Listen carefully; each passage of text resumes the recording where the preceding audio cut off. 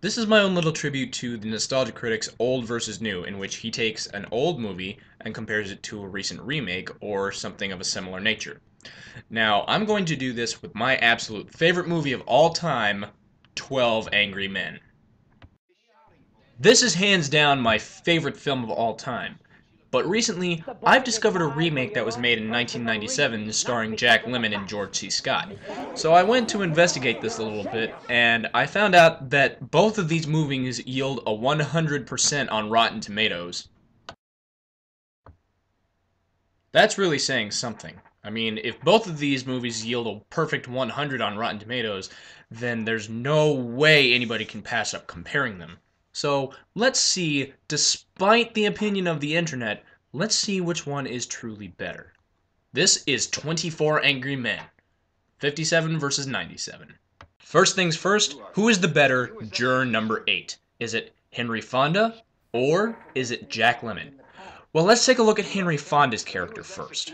He is the lone dissenter of the entire group, as he's the only one who votes not guilty in the beginning of the film, but he logically also tries to get everybody over to his side by planting a seed of reasonable doubt.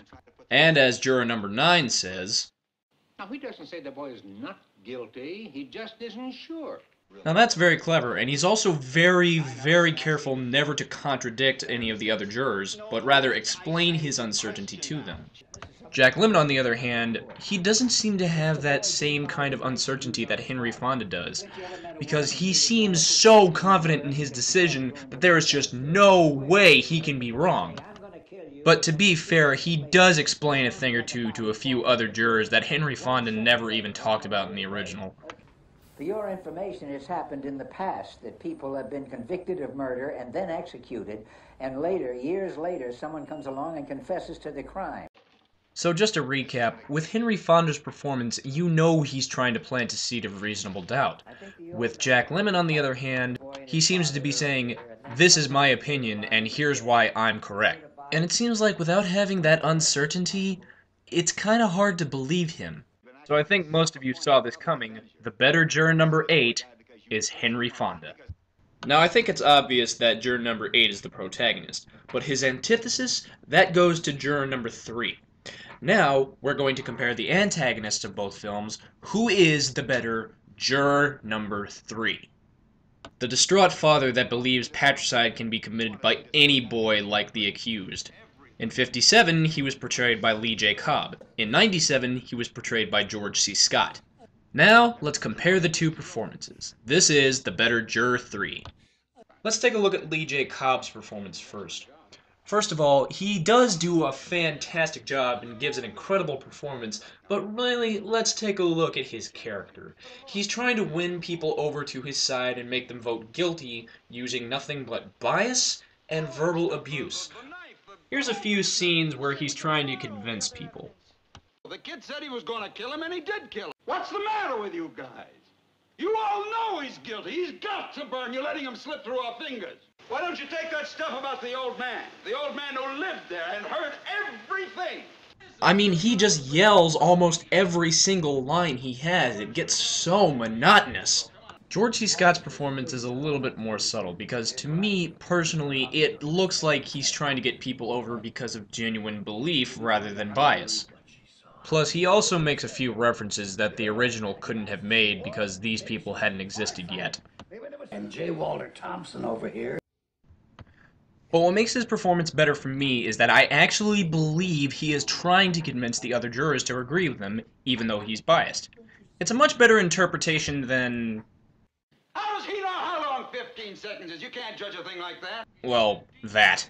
Now, in comparison between these two performances, I'd have to say the better juror number 3 is George C. Scott. Now, with big-name actors like that, you need some really memorable actors to create a great supporting cast. But, like I keep saying, which one is better? I'm not going to talk about racial diversity because the 97 one has that down. But while we're on the subject, let's take a look at some of the racial diversity here. In 57, the foreman was Martin Balsam, juror number 2 was John Fiedler, juror number 4 was E.G. Marshall, juror number 5 was Jack Klugman, and juror number 10 was Ed Begley Sr. Now, in 97, The foreman was Courtney B. Vance, juror number 2 was Ossie Davis, juror number 4 was Armin Mueller-Stahl, juror number 5 was Dorian Harewood, and juror number 10 was Michael T. Williamson. But even with the racial diversity, some of the performances I just can't get that invested in.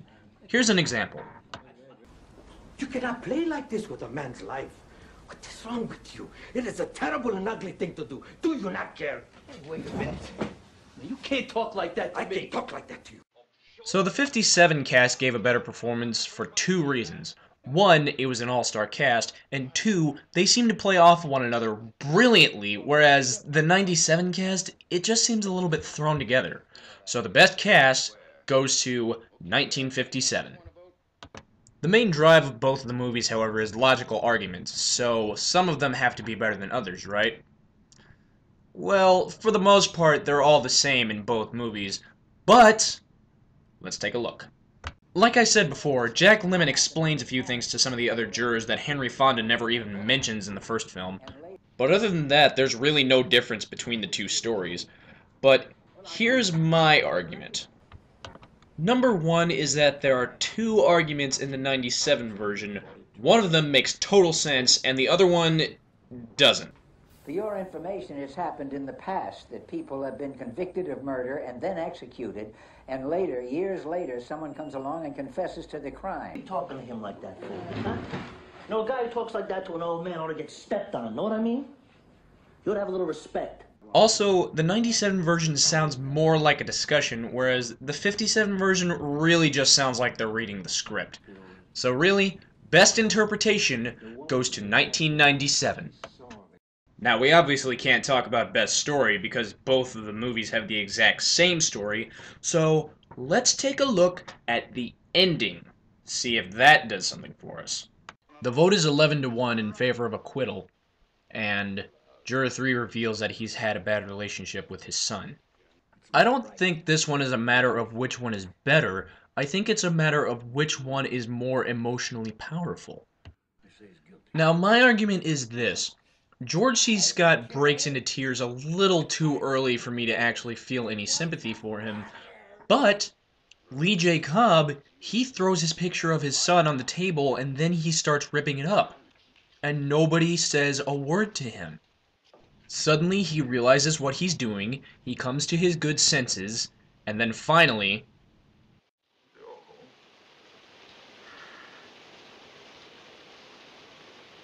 Not guilty. I feel so bad for this guy. And this is the guy who I just criticized for yelling at the top of his lungs at everybody. So the vote is 3-2 in favor of 1957. And voila, 12 Angry Men of 1957 is the winner.